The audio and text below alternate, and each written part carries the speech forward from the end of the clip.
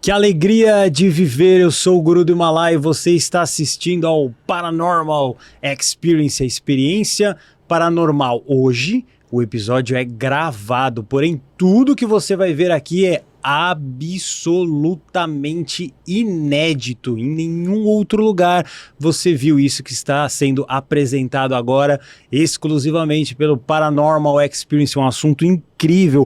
Portal dimensional, um grandioso feiticeiro, extraterrestre. Então, se prepara aí que vai ser incrível. Como é incrível a minha queridíssima Insider. Que maravilha! Tecnologia, tá um calor no Brasil e acho que em alguns lugares do hemisfério sul. Então, você tem que ter a sua Tech T-shirt para você ficar bem tranquilo. Eu tô bem aqui, ela não retém odor, amassa dificilmente, então é tecnologia, tem shorts, você que quer um biquíni, você que quer um maiô, tem os de biomassa de milho, não desbota com o cloro, é maravilhoso. Então a Insider tem que estar na sua casa com tecnologia, você vai usar esse cupomzão do Paranormal aqui e ó, vai aproveitar. Antes de eu apresentar os meus dois convidados ilustres, obviamente que eles dois vão ganhar uma Insider cada um, ó. Aqui.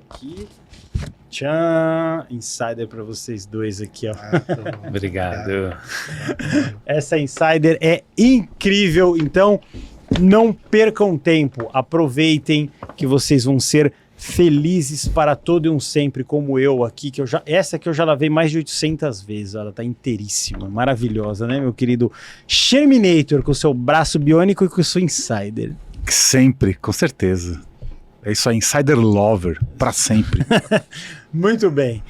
Dadas essas primeiras, né, introduções maravilhosas, que bom que você está aqui de novo, meu querido Claudinei Prieto, que está sempre lá na Mystic Fair, a gente está lá. Obrigado. Muito bom você estar aqui. Prazer enorme estar aqui de novo com vocês. Obrigado, Ale. Obrigado, Guru, pelo convite. Prazer estar aqui e ter vocês também na Mystic com a gente, né? Que legal. Todos os anos lá. Pela primeira vez aqui o Alexandre Jabali, tudo bem? Tudo bem, obrigado pelo convite, é uma grande honra estar aqui com vocês. Maravilha. Então, vamos começar por onde, meu querido Sherminator? Vamos tava muito louco aí vendo tudo e isso que é bom, que a gente já começa conversando. Você quer que eles façam apresentações curriculares? O pessoal chora, que a gente começa a conversar e tudo. Vocês não apresentam os convidados. O Claudinei, ele já tem grande fama, mas fala curricularmente, meu querido Claudinei, senão as pessoas me param na rua. Você não fala dos convidados, já conversar. Aí eu falo, calma, então, seu currículo, por favor, olha meu querido só, Claudinei. Meu nome é Claudinei Prieto, eu sou autor. Já começa assim, né? Meu nome é Claudinei Prieto. Eu sou autor de vários livros sobre Wicca no Brasil, me tornei muito conhecido porque comecei esse movimento da Wicca no Brasil. Sim. Sou autor do livro Wicca, a Religião da Deusa, que é o maior clássico dessa temática no Brasil. Sou organizador da Mystic Fair, comunicador, enfim, agora também roteirista, né? Porque estão estreando aí com uma peça de teatro. Mas é basicamente isso. E compositor do Espiral. Pois é, e compositor do Espiral. Talvez me conheçam mais por causa disso, né? Verdade. Por causa da música Espiral, que tem, sei lá, tem mais de 70 versões dessa música. Tem muitos views essa música. Remix. Que música é essa? Espiral, espiral, espiral, sugue o que é de ruim, leve todo o mal. Ele que compôs. Essa música tá no YouTube top 1000. Mais de 5 milhões de visualizações, tem mais de 70 versões em diferentes lugares. Eu até autorizei DJ de Israel a fazer o remix dessa música. Então usam em todas as casas. Nossa, de Umbanda, de Umbanda, de Daime. Todo mundo usa. Eu liberei os direitos para um disco, um CD, um álbum nos Estados Unidos para cânticos que são utilizados por pessoas, por daimistas. A música acabou extrapolando, foi criada para Wicca, para rituais de Wicca, e extrapolou, hoje todo mundo usa, na Umbanda, no Daime, Ayahuasca. Eu uso, quando eu tô limpando a minha casa eu ponho lá, Espiral, bom pra dar uma limpada astral. Outro dia passou essa música, eu vi um videozinho, essa música, eles colocaram assim, um cristal, um incenso em cima de daquele aspirador, e aí com a música e limpando o ambiente. Aspirador robô. Muito bom. Meu querido Alexandre Jabali, primeira vez, seu currículo para todo mundo conhecer você. Falando do Espiral e do Vô Banindo, balada tem essa música. Tem. Em balada tem essa música, sensacional, né? É incrível. Pra todo mundo. Eu sou Alexandre Jabali, tenho 2 funções aqui na vida que eu tô como atividade mesmo.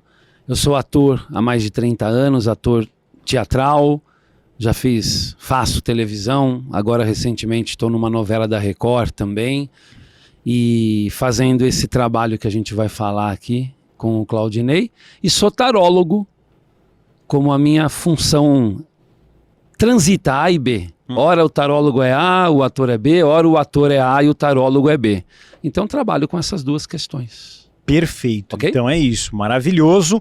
Feitas as introduções que vocês tanto gostam, que a gente já gosta de começar a conversar e ir direto na raiz do negócio, mas o pessoal fica, não, você não apresenta. Então, estão apresentados aqui, eles maravilhosos. Vamos lá, meu querido Sherminator, nós vamos já entrar na parte ufológica, vamos contextualizar como nós vamos fazer hoje. Vamos só contextualizar por que os 2 estão aqui. Claro. O porquê eles estão aqui, porque esse evento, esse encontro de hoje aconteceu por um motivo. Então expliquem qual é o motivo. Olha só, Ale, eu tinha vontade de escrever alguma coisa para o teatro. Eu já fiz algumas coisas, mas nada muito profissional. E aí fiquei pensando ao longo da minha vida o que eu poderia fazer e quem que eu poderia trazer para os palcos do teatro. E claro, tem uma figura que é emblemática para magia, para espiritualidade, que é o Crowley, do qual eu sou um admirador. E aí eu fiquei pensando, que legal seria se a gente pudesse trazer a vida desse homem para os palcos, e também, obviamente, né, para tirar um pouco de todos aqueles mitos ao redor do Crowley, porque ele era um humano como todos nós, né? Uhum. E um dia estava eu e o Jabali sentado conversando, aí ele falou, por que você não faz uma... O que era, Jabali? Curta-metragem da Wicca. Legal. Perfeito, né? Aí eu virei para ele e falei, não, tem um outro convite para você não quer fazer Crowley comigo no teatro? Na hora ele aceitou. Isso. E aí, em 4 ou 5 dias eu estava com o roteiro todo pronto. E decidi fazer isso porque estava se aproximando uma data muito emblemática acerca do Crowley, que seria a celebração dos 150 anos da vida do Crowley, né? Ele está fazendo neste ano, dia 12 de outubro de 2025, 150 anos. Eu falo que está fazendo porque não morreu, continua vivo, né? No pensamento, no imaginário, nos livros, na religião que ele decodificou para o mundo, que é Telema, e 120 anos do livro da lei, que é o livro que ele, no deserto, com a ajuda da esposa dele, canalizou e que traz, né, revelou para a humanidade toda a filosofia da forma de espiritualidade que ele propôs para o mundo e que inclusive influenciou tantas pessoas ao redor do planeta. E aqui no Brasil, por exemplo, todo mundo já deve conhecer o Raul Seixas com a Sociedade Alternativa e todos esses pensamentos, né, contraculturais ali da década de 60. O Crowley ele esteve no centro de todos esses acontecimentos.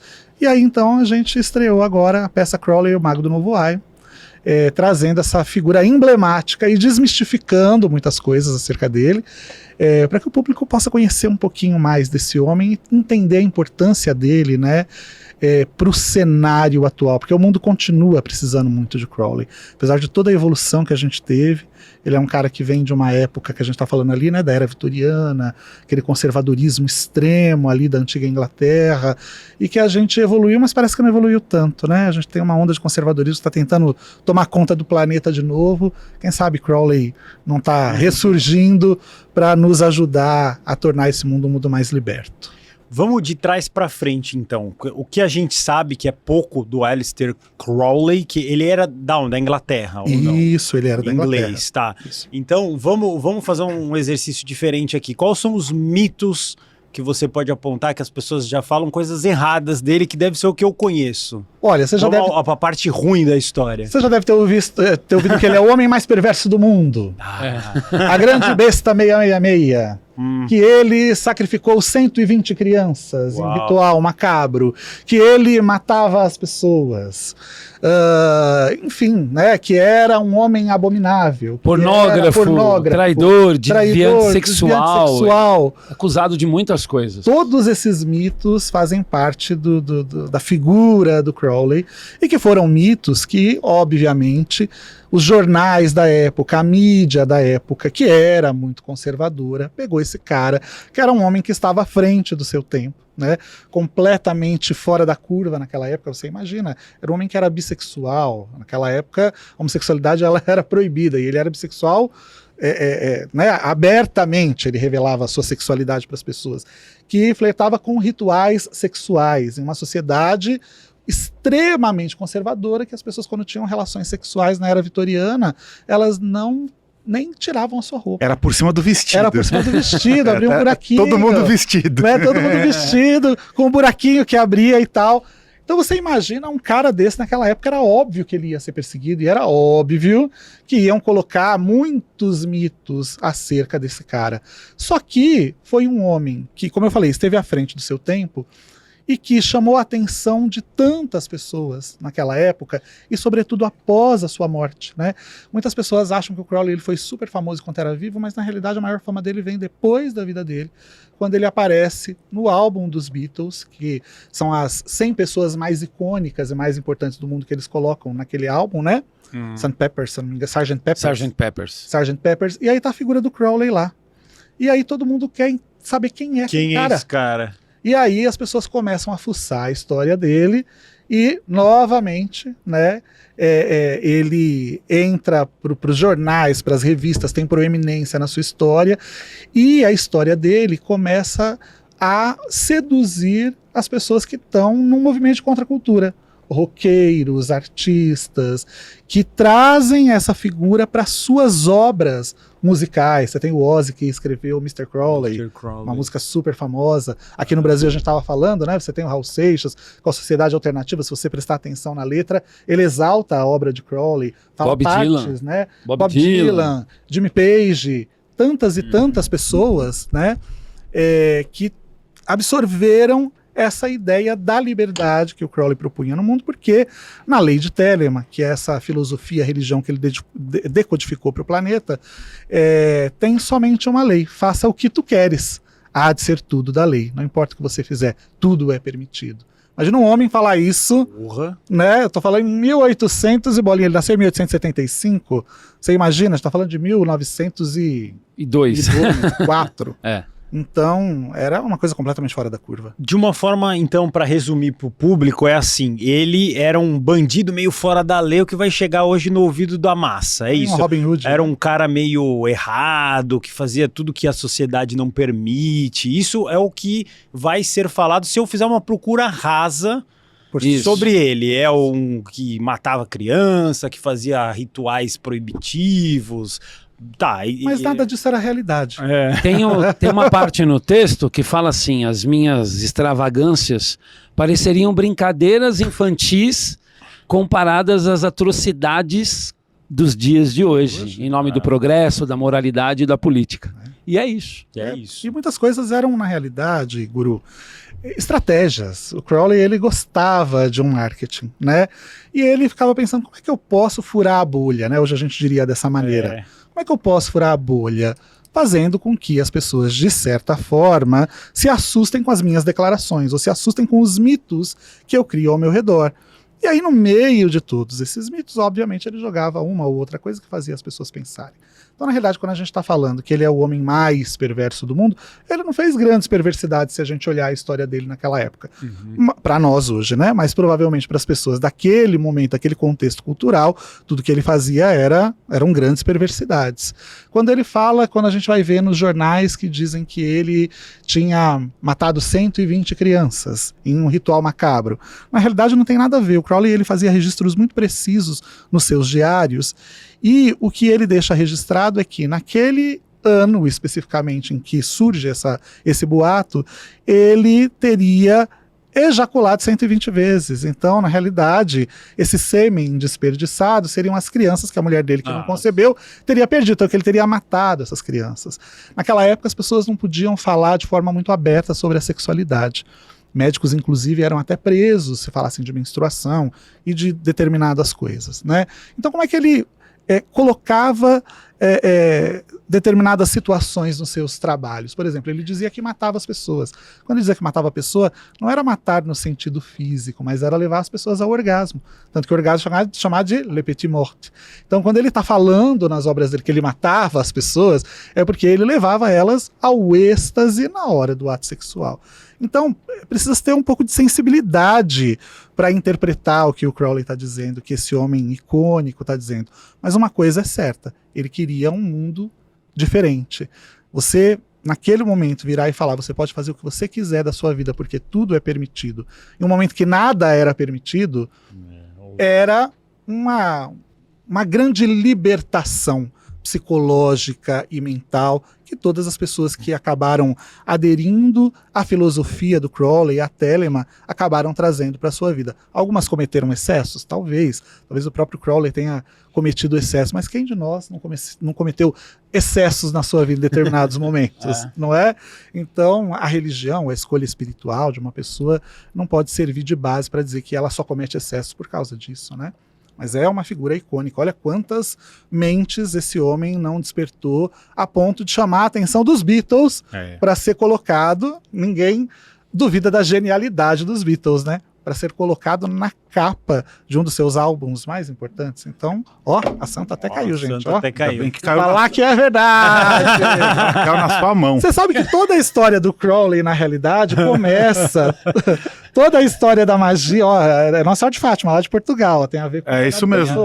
Tem a ver com o Fernando Pessoa. Você sabe que toda a história do Crowley começa porque ele refuta a religiosidade extremada do seu pai, né? O pai dele era um pregador itinerante e um cara que lia a Bíblia todos os dias, que era extremamente devoto, mas extremamente fanático, e ele cresce nesse ambiente que sufoca ele, né? Num ambiente cheio de regras, de moralidade, e ele percebe que ele está num lugar um pouco diferente na sua psicologia, na sua psique, né? E aí ele começa a perceber que ele precisa sair desse labirinto, como a gente diz no texto, né? Desse labirinto de dogmas e de regras. A ponto da mãe dele, inclusive por causa das atitudes, da forma libertária dele ver o mundo, e obviamente de se contrapor aquelas regras que ele, de certa forma, vivia, estava sujeito, chamá-lo de a besta. Ele, na realidade, era chamado de a grande besta, né? Besta do Apocalipse, pela própria mãe dele. E ele assumiu esse título como uma forma dele enfrentar o mundo, né? Que maravilha, que belíssimo apelido para uma mãe chamar seu filho. Besta do Apocalipse. Não é?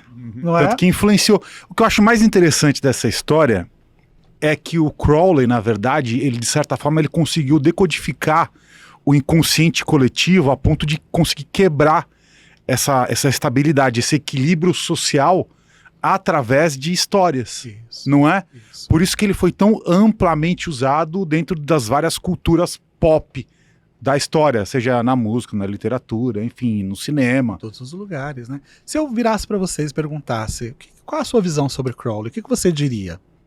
A primeira coisa que me vem na cabeça é o Ozzy Osbourne. Com a Não, música? com a música. Tem como, né? A primeira coisa que me vem é Ozzy Osbourne. Também. E o 666 666. também. É, o 666. Olha, você sabe que na realidade a gente fala da música do Ozzy, mas a música do Ozzy é uma grande crítica, se você olhar a letra, aos excessos que o Crowley cometia na sua vida, né? Tipo, Crowley, o que você tinha na sua cabeça? Por que você fazia essas coisas? Então é uma crítica. É uma crítica em forma de homenagem. De homenagem, é.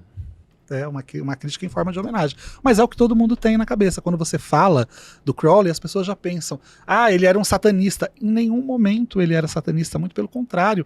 As práticas de magia que ele praticava eram práticas de alta magia, que só trabalham com Deus, com cabala. Não tem nada a ver com o diabo. Ele nunca invocou o diabo ou o demônio. Na realidade, se a gente for observar mais de perto, ele praticava formas de goécia que são formas ritualísticas e de magia que tentam sujeitar os demônios à vontade do mago. O mago se transforma Deus na Terra e sujeita os demônios a fazerem a sua vontade. Então, na realidade, ele nunca flertou com o satanismo, ele nunca flertou com o mal, ele nunca flertou com o diabo, mas é o que vem na cabeça da maior parte das pessoas. Sim. Quando fala de Crowley. Explica rapidamente o que é a Goécia. Agora, tem um livro que era muito conhecido, né, na época que o Crowley praticava magia, que se chama Clavículas de Salomão. Clavículas de Salomão é um grimório da Idade Média que ensina como você estabelecer contato com demônios, com os daimons, e sujeitar esses demônios à sua vontade. Então, as clavículas de Salomão e a magia salomônica é o que a gente acabou hoje por se convencionar de chamar por Goécia, que são práticas mágicas que fazem com que você, através dessa interação com esses demônios, você os sujeite a fazer a sua vontade para o que você quiser.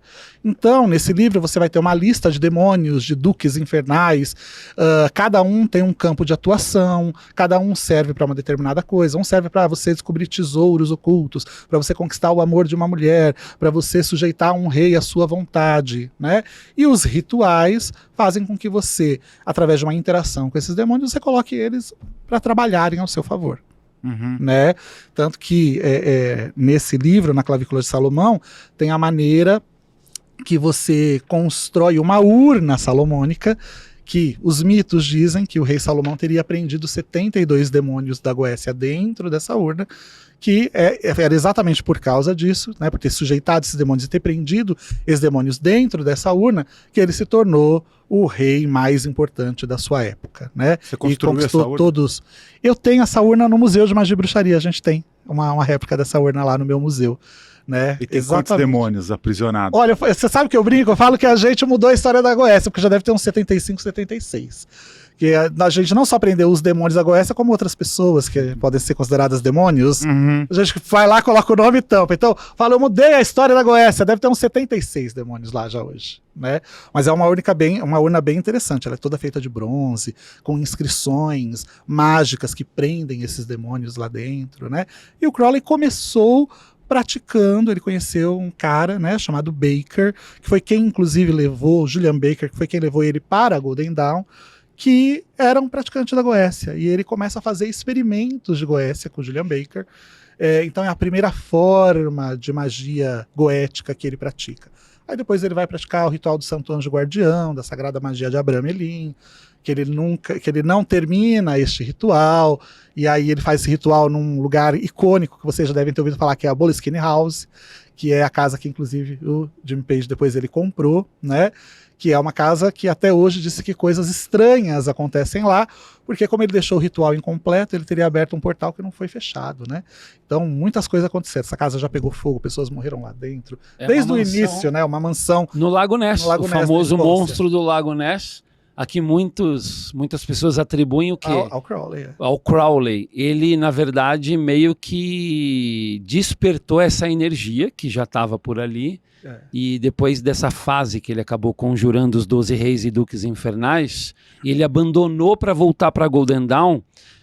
Tragédias continuaram a ocorrer e os relatos da região é que os monstros assombravam no Lago Ness. Por isso que essa fama acho que acabou crescendo um pouco mais e se expandindo. E a casa também, né? Como ele deixa esse ritual incompleto, os cachorros começam a morrer, funcionários da casa morrem, adoecem, e muitas tragédias acontecem nessa casa, disse que até hoje. Aliás, recentemente ela pegou fogo, inclusive, há uns 6 anos. Essa casa fica lá no lago, de frente para o Lago Ness, na Suécia, na Escócia. Na Escócia. E todo mundo que adquiriu a casa depois dele sempre teve uma tragédia. E quem adquiriu a casa, que todo mundo aqui conhece, é o Jimmy Page. Que perdeu um filho, né? Perdeu um filho. Que acabou perdendo. Lá na casa? Quando ele adquiriu a casa. Quando ele adquiriu, acabou. Veio a maldição. Exatamente. Dizem que o Jimmy Page nunca... Alguns falam que ele nunca foi, ele só comprou porque ele era um grande admirador do Crowley, né? Mas alguns dizem que ele foi só visitar, mas ele nunca ficou na casa. E quem é que fica, né? E recentemente pegou fogo, mas já restauraram. E agora criaram uma fundação, né? Boleskine House Foundation, porque é uma casa icônica, né? Um ponto turístico. Você falou Golden Dawn, né? O que é a Golden Dawn? Golden Dawn é talvez a ordem mágica mais importante da história, que foi fundada em 1888 por um cara chamado MacGregor Matters. E todas as pessoas influentes daquela época fizeram parte da Golden Dawn. Quando estou falando de pessoas influentes, estou falando de pessoas influentes mesmo. O Yeats, por exemplo, o poeta, o Waite e o Crowley. O Crowley ele foi convidado a participar da Golden Dawn, a participar na Golden Dawn pelo Julian Baker, né, que foi quem levou ele à Golden Dawn. mas as coisas não saíram muito como o Crowley estava esperando, porque ele ganhou vários inimigos dentro da ordem, entre os quais o Yeats, que odiava o Crowley, o Waite, que odiava o Crowley. Que é do tarô. O do tarô. Do tarô do Waite. Que odiava o Crowley, já eram membros dessa ordem, que fizeram de tudo que você pode pensar e não pensar para tirá-lo dessa ordem.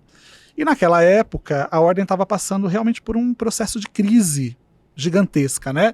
Porque, imagina, vários magos juntos, a coisa não é muito legal, né? Porque a magia ela é extremamente mercurial. Então, onde tem magia, tem controvérsia. Então, todas aquelas pessoas estavam brigando ali, brigando por poder, para quem ia se tornar o próximo líder, quem ia abrir uma loja, quem ia ascender. E o Crowley, ele chega com aquela genialidade dele, conhecendo provavelmente muito mais de magia do que todas aquelas pessoas que estavam ali dentro, e obviamente começa a incomodar aquelas pessoas. E aí, muitos estavam, inclusive, contestando a autoridade do fundador dessa ordem, que é o Matters, né? E tentando tirá-lo da posição de líder.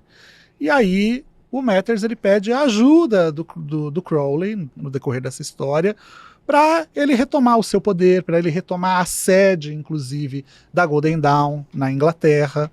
E as coisas não saíram como os dois pensaram, e o Crowley ele sai da ordem, em muito mau termos com todas as pessoas, inclusive com o Matters, com quem ele tinha se aliado, e tem pessoas que dizem, até hoje dizem, né, que na realidade a Golden Dawn ela teve a sua derrocada verdadeira a partir do momento em que o Crowley ele sai da ordem, porque provavelmente ele convocou diversas forças mágicas, demoníacas para finalizar e terminar com a ordem.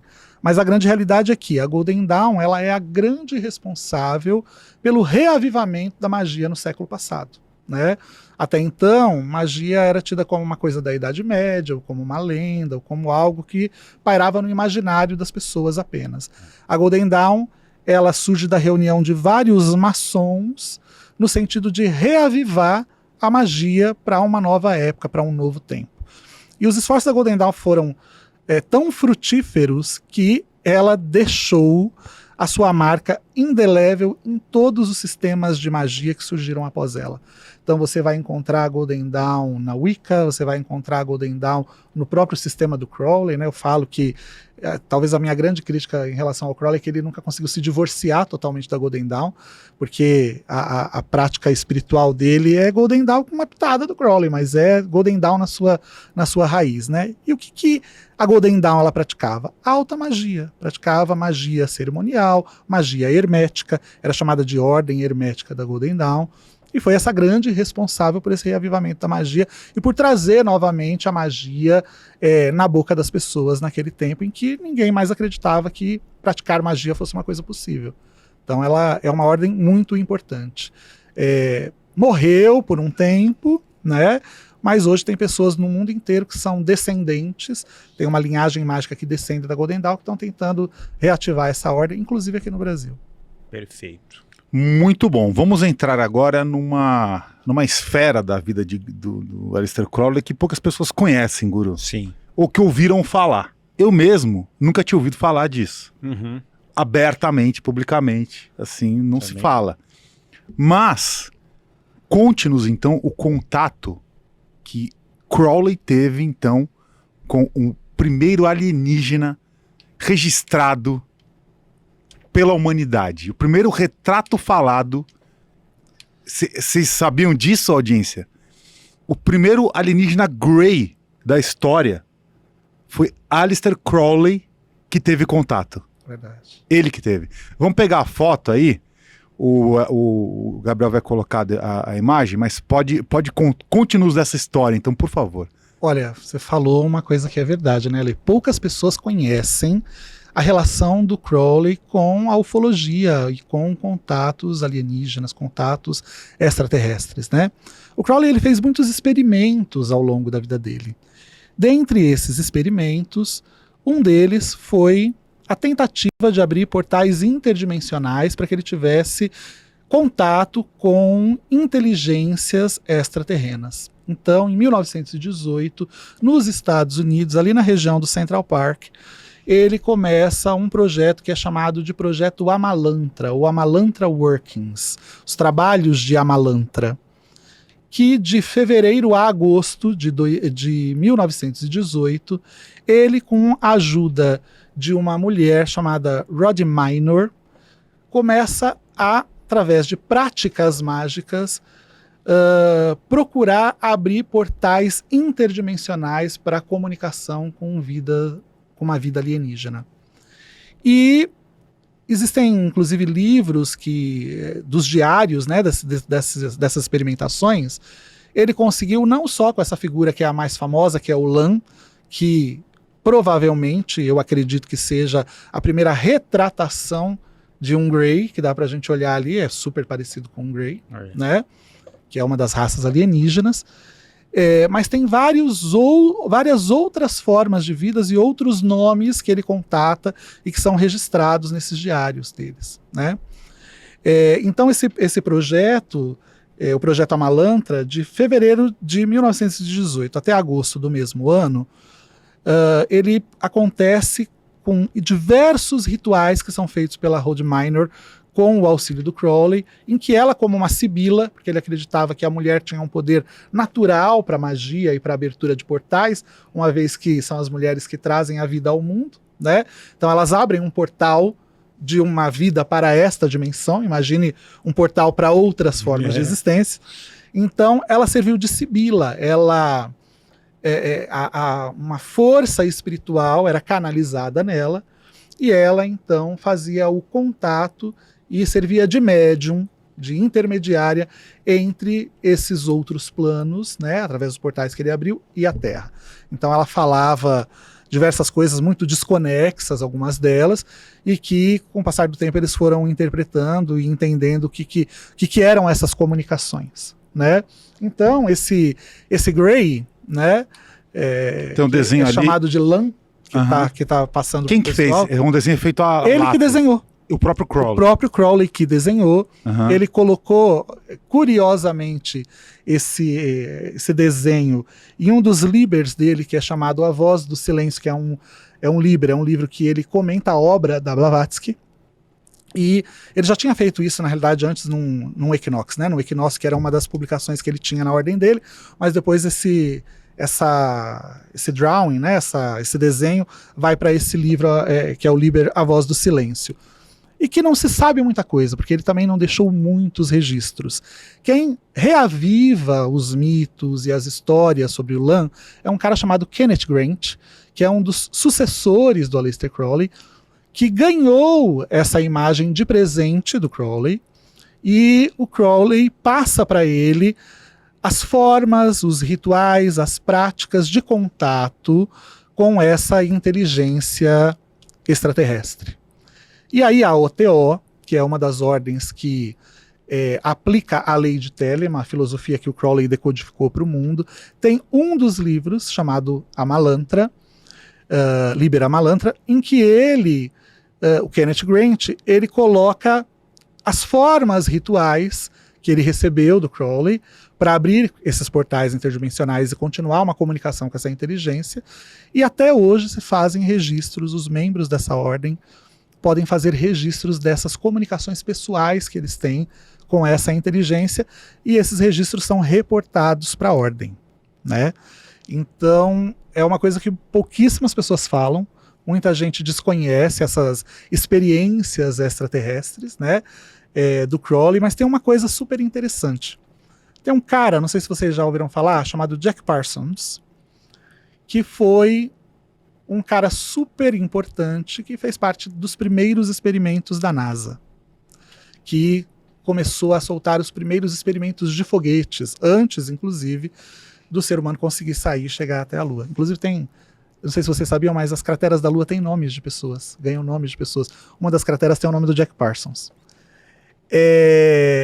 Esse cara, ele contata o Crowley para se tornar membro da sua ordem, para se tornar membro da OTO, então ele se torna discípulo do Crowley. Qual o nome dessa ordem, você falou? OTO. OTO. Ordo Templi Orientis. Tá, OTO. Que é uma das ordens que aplica a lei de Telemann, aplica o conhecimento do Crowley, né? Ele fundou uma outra ordem chamada Astrum Argentum, que também foi super importante, mas a OTO hoje talvez seja a ordem ainda existente mais ativa, que pratica esses elementos crowleyanos. Então, o Jack Parsons ele entra em contato com o Crowley assume ele como seu discípulo. O Jack Parsons ele faz os primeiros experimentos de foguete que acontecem ali naquela região de Pasadena, nos Estados Unidos, né?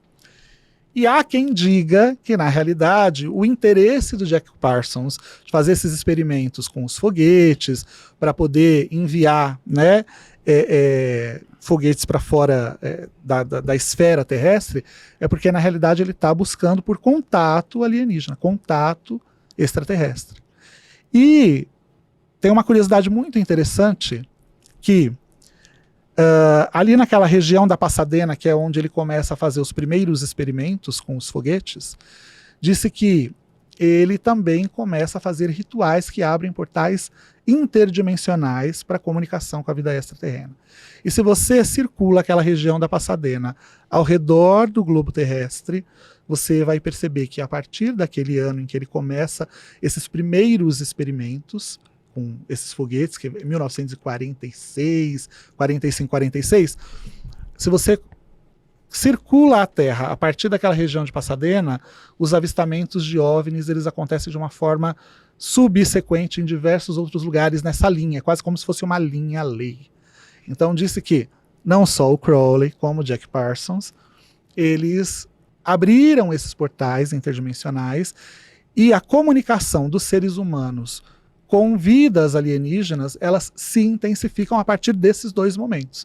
Então você vai ter um primeiro momento com Crowley, em 1918, ele registra e você começa a ter avistamentos, começam as pessoas a criar mitos e lendas ao redor das vidas extraterrenas, e aí a partir de 1946 a coisa abre de vez com o Jack Parsons.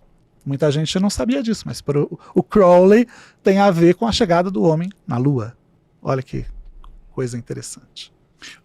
Qual que foi a primeira intenção do Crowley, então, em ter contato com alienígenas? Como se deu esse desejo dele? Você sabe disso? Olha, você sabe que existem poucos registros que falam sobre esses contatos com o Crowley, mas o que o Crowley ele deixa bem claro é que, com certeza, não há vida somente na Terra, e que essas outras vidas são vidas que têm um nível de inteligência provavelmente mais elevado com o nosso, e se a gente quer elevar a nossa consciência, é importante a gente aprender com essas formas de vida o que a gente pode fazer para elevar a nossa consciência, para nós nos tornarmos seres humanos melhores, para nós ampliarmos os nossos paradigmas e as nossas visões. Pelo menos é isso que fica claro nesses registros dos diários dele, do porquê que ele começa com a experimentação, né, com o projeto Amalantra. Qual que foi o primeiro contato que ele teve? Com o LAN. Mas como que se deu isso? Isso acontece nos Estados Unidos, ali na mesma região ali do Central Park, a partir de fevereiro de 1918, em que ele pega a Rod Minor, que é essa mulher, e começa a praticar rituais de magia para a abertura de portais intergalácticos. Você sabe quais são esses rituais? São rituais, práticas de magia sexual, são rituais de práticas mágicas de invocação, de assumição de forma divina, em que a pessoa, ela incorpora uma consciência divina, e a Rod Minor, ela se torna essa sibila, ela se torna essa médium, né, de comunicação entre o Crowley e essas formas de vida e essas consciências extraterrenas. Você já praticou esses rituais para abrir esse portal? Menino, eu não. Mas você sabe que pesquisando a vida do Crowley, me deu vontade, né? Tem vários líderes da minha própria religião, por exemplo. Tem o Alex Sanders, que é o fundador da tradição alexandrina, que no final da vida dele, ele quase que deixa a Wicca para fazer experimentos com formas de vida extraterrestres, com inteligências extraterrestres, né? Então parece que é meio que um segundo passo no processo de evolução. E aí, estudando o Crowley para poder escrever a peça e tudo, falei, cara, eu acho que eu vou pegar esse livro aqui, esse Liber Amalantra, eu vou começar a praticar esse ritual aqui para ver se eu consigo estabelecer uma comunicação com o Lan e ver o que ele fala. O que ele fala. O que ele diz, né? Mas eu, pessoalmente, eu nunca fiz. Nunca tive nenhuma experiência com vida de fora do planeta. E você, Alexandre, que está fazendo o papel ali do Crowley lá na peça, você teve que fazer esse estudo todo assim, tão aprofundado? Não, eu sou completamente alheio ao ocultismo. Não, é o Crowley. Não, na verdade, ainda é uma relação que eu tenho muito recente com essa história do Crowley. Conheci o Crowley pelo tarô de Thoth, como tarólogo. Inclusive estou me aprofundando com o curso, que é um curso bem mais difícil. O tarô, para quem não sabe, o tarô de Crowley é todo por símbolos magísticos. É diferente um pouco das imagens que a gente tem. E, de certa forma, entre aspas, fui obrigado a conhecer o Crowley. Estou me aprofundando aos poucos, aprendendo com o mestre aqui e com as pessoas. Tem muita gente que conhece sobre Crowley, então tudo que chega até mim, até o meu ouvido é interessante, é bom, mas eu estou pesquisando. É uma eterna pesquisa, né? Claro, Desde a época de ensaio, mesmo fazendo a peça e tudo isso. É uma eterna pesquisa. Quero conhecer a Boleskine House, já me gerou ali uma curiosidade para ir. A própria abadia de Telemann, que fica na Sicília, onde ele fundou lá para fazer os rituais mais sagrados e profanos, com a magia sexual. Então, aos pouquinhos, eu estou chegando lá. Né? Isso é curioso, né? Porque a gente coloca como profano, mas pelo que parece que era um negócio que funcionava, né? Tirando o julgamento ali, né? Quem somos nós aqui, né? Mas o Crowley, se ele fazia, porque devia funcionar, né? Funcionou tanto que ele tá vivo até hoje, né? Olha só, a gente tá aqui falando dele, né? Depois de tanto tempo após a sua morte, a gente continua falando dele, né? Vai fazer quase 100 anos que ele morreu. Eu acho que a igreja, né, colocava como profano, provavelmente, mas isso tudo bem, é o direito dela, né, de qualificar ali, não, isso a gente vai só estudar e guardar pra gente. E essas mentes são perseguidas, né? O Crowley ele era fora da curva, né? Super fora da curva, ele tá falando da abadia de Telemann, né? Em um determinado momento, o Crowley ele decide sair da Inglaterra, ele viajava muito o mundo, né? Mas ele decide então fundar uma abadia, uma igreja para a prática da sua espiritualidade. Então ele vai para a Itália e aí ele funda essa abadia de Telemann ali na região da Sicília, né? Esse lugar existe até hoje, está em ruínas, mas ainda está por lá. E ali ele começa a experimentar de verdade tudo aquilo que ele tinha recebido, porque a lei de Telemann, a filosofia dele foi canalizada, então ele precisava experimentar todas essas coisas. E ele começa a fazer essas experimentações lá na abadia. Então ele vai com a mulher dele, né? E aí várias pessoas ao redor do mundo que são os discípulos saem dos seus países e vão para lá. Claro, coisas começaram a acontecer. Pessoas morreram, ele perde a filha dele com tifo, várias coisas começam a acontecer ali. E ele, então, é expulso pelo regime do Mussolini, porque, obviamente, incomodou os aldeões ali daquela região, pessoas super conservadoras, né, europeus super conservadores.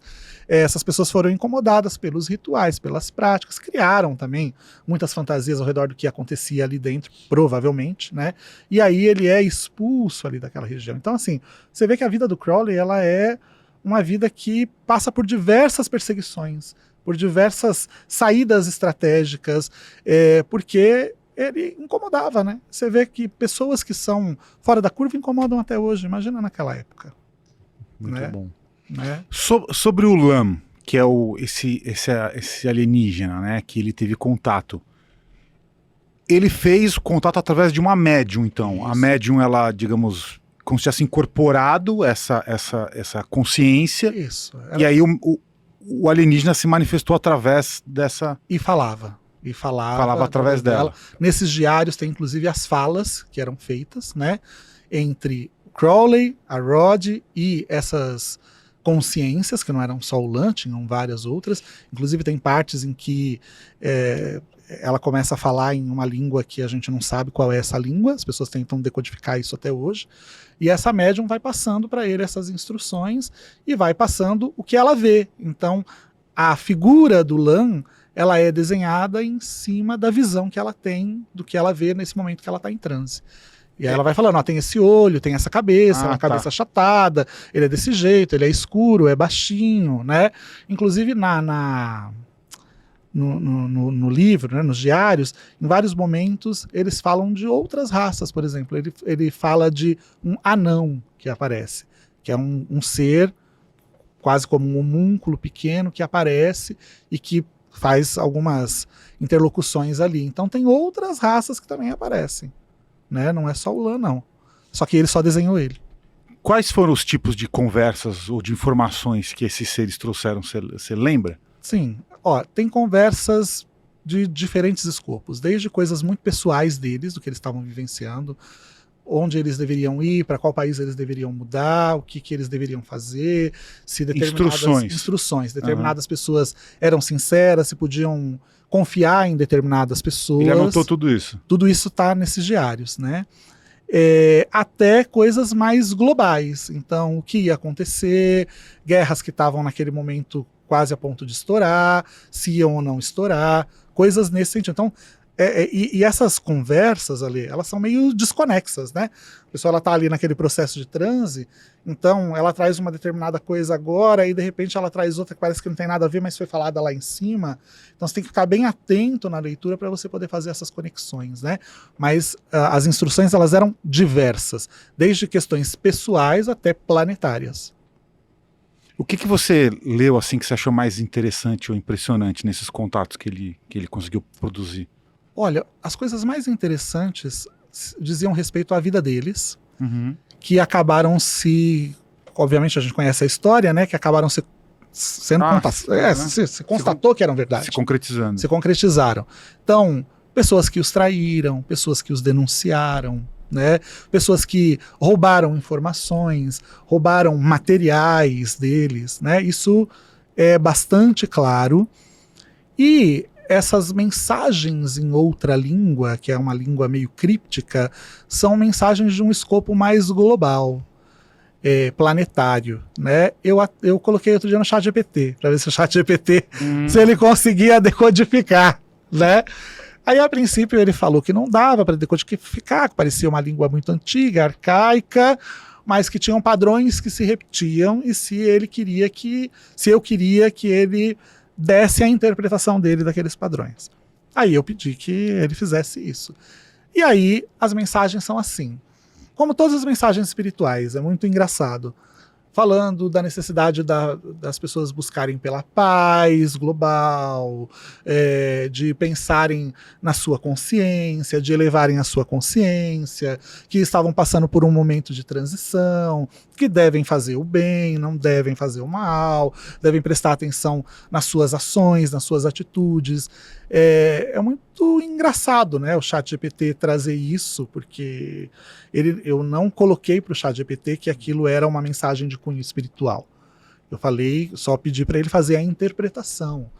Então, que bom que a gente tem essas ferramentas que ele não tinha naquela época, para tentar chegar próximo, ter uma ideia de uma possível interpretação baseada em padrões, né? Mas fala da necessidade da gente buscar por uma paz entre os povos, entre as nações, senão a gente ia chegar em um momento insustentável da relação humana e global. Então, é bem interessante. Você diria que esse foi o primeiro contato registrado que nós tivemos, assim, entre uma consciência humana e uma consciência de fora da Terra? Tem algum registro anterior a isso? Se a gente pensar, né, se a gente voltar àquela questão, eram os deuses astronautas, a gente vai pensar que muitos dos caracteres rupestres nas paredes das cavernas são registros de interação de uma vida extraterrena com a humanidade, né? Você vai ver que diversos deuses vieram das estrelas, diversos deuses vieram de outros lugares. Estava vendo aqui Ísis, né? Ísis veio de Sírios e traz para o Antigo Egito todo o conceito de civilização, agricultura. Ela praticamente ensina para os antigos egípcios o que eles devem ou não fazer. Então, veio de um outro lugar, veio de Sírios, né? Isso é, inclusive, registrado em papiros, que é a estrela sagrada dessa divindade é Sírios. Você vai ver que, para os povos antigos e primitivos, muitas outras divindades também vinham das estrelas. Você vai ver Astarte e Nana, que vieram do planeta Vênus, né? Que hoje nós sabemos disso.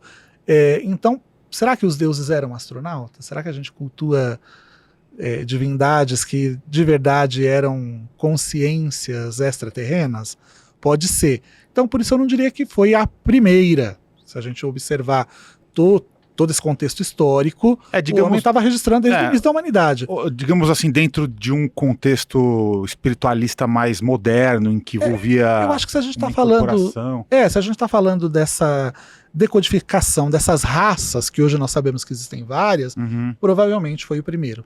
Né? Porque eu pesquisei e eu não encontrei nenhum outro registro anterior a 1918 em que uma raça alienígena tivesse sido desenhada. Então, ele foi o primeiro, e o mais engraçado é que, olha só, quanto tempo depois esses contatos aconteceram, ao ponto das pessoas poderem fazer esses registros e poderem desenhar, e hoje com a ajuda da IA, criar, né, coisas até muito mais realistas. Então, quanto tempo se demorou? E a coincidência é muito grande, né? E a similaridade entre o que hoje se chama da raça Grey, os cinzentos, e o que ele retratou ali no Lan, é muito próximo. É quase a mesma coisa. Né? Você olha, os traços são muito parecidos, os formatos dos olhos, formato da cabeça, até a cor, né? Que se você olhar, ele desenhou, ele fez ali com grafite, ele escureceu. Então é um ser mais escuro, né? Acinzentado, vamos dizer assim. Então eu acredito que nesse sentido é a primeira retratação de uma raça, vamos dizer assim. E de vida, com certeza, nos mitos a gente vai ver várias formas, né? Vários registros. Tá, e onde está Lan atualmente? Menino! Eu acho que transitando entre o céu e a terra, né? Se ele abriu esse portal interdimensional e as pessoas até hoje fazem contatos. Então, esse é o ponto. Né? Ele transita entre esses dois mundos, ou está presente nos dois mundos, né? Não dá, porque na realidade os mundos se sobrepõem, né? Eles não são separados, é a nossa consciência que os separa. Então talvez ele esteja aqui. Mas ainda tem discípulos, digamos assim, contactando o Lan de forma periódica? Tem muitas pessoas ao redor do mundo. Você conhece algum caso específico? Tem um cara, o Visconti, que eu sigo no Instagram, que escreveu um livro em inglês que se chama Para Entender Aleister Crowley, que ele, inclusive, fez várias postagens relatando os contatos dele com essa consciência. Que ele fala que, através da experiência dele, dá para perceber que é real. Né? E a forma de contato utiliza a imagem do Lan como um ponto focal de concentração para que você abra a sua percepção e o contate. Então, a própria imagem que a própria imagem é um desenhou. portal. A própria imagem é um portal. Maravilhoso isso, hein? Então, coloca na tela de novo. Então vamos lá, todos em casa, focando nessa imagem. E a gente vai se conectar agora para abrir um portal aqui para falar com o Lan.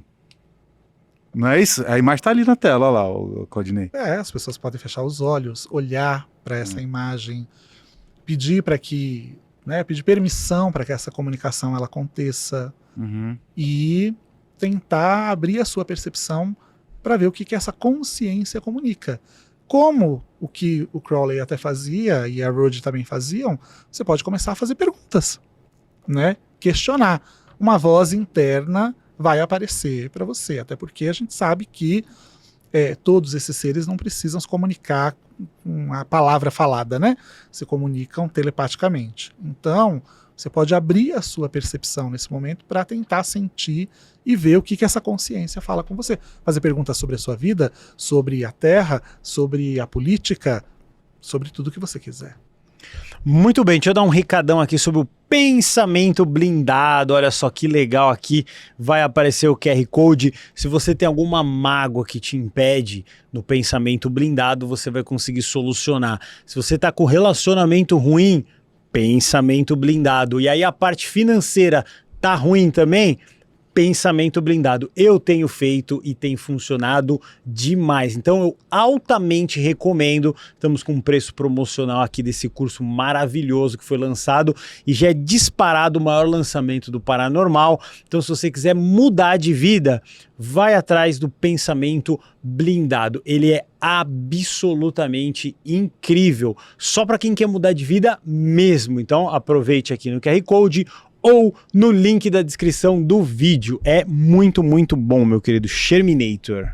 Muito legal. Então tivemos aqui um episódio com muitas revelações interessantes, curiosas aqui, não é, querido Guru? Bastante coisa. Vamos aproveitar para perguntar também pro Alexandre. A peça já tá rolando. Então, você tá fazendo seus ensaios, etc. Como é que é essa sensação assim de tá em contato com esse mundo maravilhoso aí, místico? A peça já tá rolando. Uhum. Eu, em relação a essa sensação com o Crowley, antes de estrear essa peça, algumas pessoas falavam assim pra mim: nossa, mas você não tá com medo, essa energia? Uhum. Foi uma coisa que me enriqueceu no palco como pessoa. Eu tenho sentido isso, assim, é perceptível, como eu percebo uma presença maior, uma força maior. Não sei se é o Crowley, não sei se são os deuses do teatro, como sempre me acompanharam e acompanham ali no palco, mas é um crescimento, assim, até para você poder estudar e ir atrás das coisas que até então eu não conhecia. Para mim, o Crowley era o cara do tarô. O Claudinei falando coisas aqui que eu também ainda não sabia. É que é uma vida tão vasta. Tão Ele vasta. viveu 1000 vidas em uma, né? E isso para mim tá sendo riquíssimo. Em relação às pessoas, ao misticismo, essas coisas todas, eu já convivo com isso. Até por questões religiosas, mas não aprofundadas na questão do Crowley. Então, para mim, tem sido uma grande experiência, uma força que eu ganho até como ser humano mesmo. Maravilha. Por incrível que pareça mesmo, eu me sinto mais forte. E tem uma coisa interessante, que o Claudinei, ele trouxe para o texto uma coisa mais humanizada do Crowley, porque todo mundo já sabe o que se fala por aí, né? E na minha interpretação, eu procuro trazer também, e no meu entendimento, este cara mais humano, porque não é possível que o Crowley fosse esse monstro, e se realmente ele foi esse monstro, acho que de repente ele tinha os momentos de mais humanidade, os momentos de mais calma, um momento de um pai de família, de um cara mais interessado pelos outros. Não é possível que o Crowley não seja um cara interessado pelos amigos. Tem o Alan Bennett, que era da Golden Dawn, que foi uma figura que depois foi para o budismo e o tempo se passou, e o Alan Bennett enfrentou um problema de saúde e problema financeiro. E o Crowley, sem falar que foi ele pegou uma pessoa lá que ofereceu um serviço para o Alan Bennett, comprou alguma coisa do Bennett e pagou assim, tipo, 3, 4 vezes mais o Crowley que deu o dinheiro. Então, como você vai falar que um cara desse é um monstro por completo, o homem mais perverso. O homem mais perverso do mundo, o mago do caos. Então a gente traz esse lado mais humano mesmo. Por isso que tá gostoso de assistir, não é uma coisa monótona, nada disso. Né? Ele passa por trechos da vida, alguns momentos com outros magos, como o Matters, que ele citou aqui, a Dion Fortune, o próprio Fernando Pessoa, que foi um grande amigo do Crowley. As pessoas também não sabem disso. O Crowley quis conhecer o Fernando Pessoa, né? Conheceu o Fernando Pessoa. Ele saiu da Inglaterra e foi para lá. O Fernando Pessoa, para quem não sabe, ele também era astrólogo. Um grande astrólogo. E o Crowley, em um dos livros dele, publicou o mapa astral dele, o mapa astrológico dele. E o Fernando Pessoa pegou aquilo e falou: calma, tem um erro aqui de 15 minutos, tem alguma questão aqui que está fora. E realinhou o mapa do Crowley e mandou para ele. Eles não se conheciam, mandou para ele lá na Inglaterra. O Crowley recebeu aquilo, falou: fantástico, magnífico. É verdade. Ele arrumou alguma coisa na minha vida. Pegou e foi para Portugal imediatamente. Os dois deram um aperto de mão. Tem até um filme que mostra um filme português, que mostra o aperto de mão dos dois. É engraçado, né? Os dois ali se conhecendo. E formou-se uma grande amizade. Foi quando o Crowley teve a ideia de programar o próprio suicídio. Ele arquitetou um plano fantástico do próprio suicídio. Combinou com o Fernando Pessoa. O Pessoa espalhou pistas aos 4 ventos que o Crowley tinha atravessado o véu, mergulhado no abismo. Todo mundo acreditou, as manchetes de jornais. Vieram extra, o grande mago desaparece misteriosamente. Eis que ele aparece, acho que 3 meses depois, né? Na Alemanha. Ele foi pego saindo do trem. Viram que era mentira, ele não tinha morrido, né? Mas ele forjou a própria morte. Ele forjou a própria morte. E o cúmplice foi o Fernando Pessoa. Agora, é impensável, né? Você pensar no Fernando Pessoa participando de um papelão desse. Então era pra ver que o Crowley ele era bastante persuasivo. E o Fernando ele Pessoa... conseguiu fazer com que o Fernando Pessoa fosse cúmplice dele em forjar a própria morte, o próprio suicídio dele. Que loucura. O Pessoa era ocultista também. Era um grande ocultista. Poucas pessoas sabem, mas... Porque todo mundo conhece ele por causa da poesia e da obra, né, literária dele. Isso, mas ele era um grande ocultista, participou de várias ordens, né? Foi discípulo do Crowley também, e se considerava pagão, né? Ele tem, inclusive, um livro que fala exatamente desse lado pagão dele, né? O Retorno dos Deuses chama o livro. Então... E só mais uma curiosidade dos dois. As pessoas, a mídia, na época, falava, a imprensa, que eles eram... Um casal. Que eles tinham um casal. Caso. Que eles tinham um caso. Ninguém sabe. Ninguém se sabe, mas Só um falam mistério. que tinha uma paixão rolando por Entre aí. os dois. Que mal tem, Mais né? que uma mera admiração espiritual. Pô, duas grandes mentes juntas, né? Duas grandes mentes juntas. Mas dizem. É isso Boa. aí. Vamos aproveitar aqui também para presentear com a Bruxarina Aromoterapias. Olha só, perfume mágico Dagda. Olha só que maravilhoso, esse aqui eu não tinha visto. Então, se você quiser os melhores perfumes aqui, né? Perfumes totalmente mágicos, você vai ver em Bruxarina _ tem o descontão aqui maravilhoso, um para cada um. Aqui, maravilhoso. Deixa eu dar uma borrifada aqui. Vamos já deixar mágica. Inclusive, lembra, eu vim aqui da outra vez e vocês deram uma vela da Bruxarina. E Nossa, eu tive que sair correndo porque o meu filho tava com febre, né? E aí eu esqueci a vela. A Bruxarina me entregou depois. Ela enviou pra mim, mandou um recadinho. Inclusive, obrigado, Bruxarina. E obrigado pelo perfume maravilhoso que eu tô sentindo aqui, hein? E obrigado pelo perfume, eu adoro ela. Um beijo, viu? Obrigado. Uma delícia, muito obrigado. É isso aí, Bruxarina _ ou vá no site, conheça bruxarina.com.br, você vai conhecer as velas, os perfumes, os aromas mais incríveis. Então é isso, meu querido Sherminator, aprendemos muito sobre Aleister Crowley, foi legal demais, né? Vimos o primeiro contato extraterrestre desenhado, primeiro o que a gente diz assim, mais Primeiro registro. palpável, né? Primeiro registro, claro que o Claudinei explicou das pinturas rupestres e deve ter coisas aí de 300 milhões de anos, mas tudo bem. É o primeiro que a gente viu da nossa era aqui, assim, vamos dizer, né? Uma primeira raça retratada. Primeira raça retratada com mais precisão. Perfeito. Aí tá aí de novo o Lan, olha só, com o seu cabeção ali, né? Que tá ali, é um Grey, né? Com certeza. Com certeza. Ali tá bacana, foi o primeiro registro mais preciso ali. Engraçado que ele não tem orelha, né? Então, olha só, se ele não tem orelha, não ouve. Então, o contato é telepático. Contato totalmente telepático. Então é isso, se vocês quiserem deixar o Instagram de vocês, chamar o pessoal pro teatro, que vai ser muito legal, que tenham mais oportunidades do teatro de contar coisas do mundo místico, revelar coisas que não são faladas pela mídia de forma geral, né, tudo isso. Você sabe que isso era um sonho, né, Guru? Levar a magia, levar esses personagens para o grande público, porque quando você está ali no teatro, são diferentes pessoas, de diferentes histórias, diferentes caminhos que se cruzam ali naquela encruzilhada que é o teatro, né? Então, conseguir fazer isso, levar essa figura enigmática para um grande teatro, dentro de um shopping, quer dizer, colocar no lugar em que essa figura verdadeiramente merece, era um sonho que se concretiza. Então eu quero convidar todo mundo para que siga a gente, para inclusive saber as datas, aonde nós estamos, porque vamos rodar com a peça inclusive ao redor do Brasil. Legal. Então meu Instagram é super fácil, é Claudinei Prieto. Lá vocês com certeza vão conseguir acompanhar por onde a gente vai estar chegando, por onde a gente está levando a peça. E estamos esperando vocês na peça, hein? Por favor. Certeza. Iremos. Para conhecer mais da vida desse homem incrível, vocês vão sair de lá apaixonados pelo Crowley.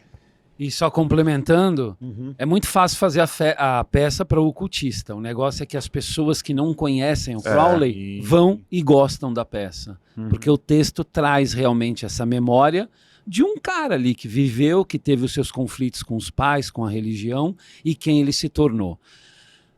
O meu Instagram, Alexandre Jabali, e o do Tarô, Tarô do Jabali. O Jabali tá em tudo. Muito bom. É isso aí, então... Vamos ficando por aqui, a gente quer que você deixe o seu joinha, aprendemos bastante coisa, aproveitem peças teatrais com temas místicos, levem pessoas que não gostam tanto do tema místico para que isso se popularize cada vez mais e a gente tire esses mitos de comia criancinha, era besta, não sei o que, não. Eram seres humanos que estavam à frente do tempo, fazendo experimentos, coisas legais, e ali você vai, além de aprender, vai se divertir, entretenimento é bacana, até para quem não é místico, ou para quem é um prato cheio, então, claro, né? Mas para quem não é também, é uma história de alguém que tá até na capa do CD do Sgt. Pepper Lonely Hearts lá, que é um bem famoso, que todo mundo conhece. Então é isso, meu querido Sherminator, estamos felizes e contentes? Gostei muito. Muito bem, então tudo isso acontece por quê? Porque o amor nos conecta.